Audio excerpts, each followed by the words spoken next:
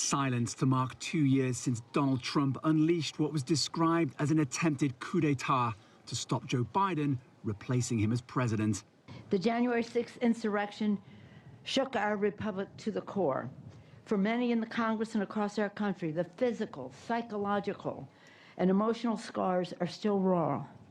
The former Democrat Speaker of the House of Representatives leading a ceremony with an almost surreal twist. Many of those lawmakers attending have spent the week effectively unemployed because the Republican deadlock over electing a new Speaker to the House has prevented them from being sworn in.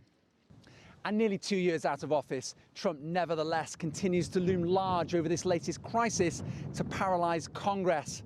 The rebels who've split House Republicans are among the most fervent supporters of the former president, and they were accused of enabling the mob who tried to stop lawmakers certifying Joe Biden as the next US president.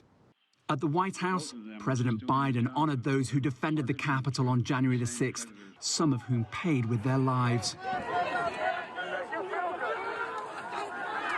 As well as election officials who resisted Trump's attempts to overturn the results of the 2020 presidential election. And history will remember your names. They'll remember your courage. They'll remember your bravery. They'll remember your extraordinary commitments to your fellow Americans. It's not hyperbole. That's a fact.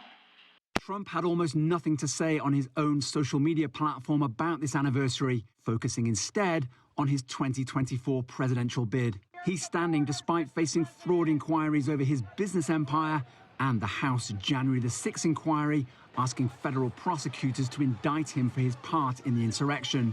The first time in history, Congress has done this to a former president. Florida is leading the nation. And as Florida Governor Ron DeSantis emerges as a challenger to Trump for the 2024 Republican nomination, there are questions about the extent of the former president's grip on his party. Even some of his once most devout supporters, one of whom even nominated Trump for Speaker, have defied his calls to back the embattled Kevin McCarthy for the role. Owen Fairclough, CGTN, Washington.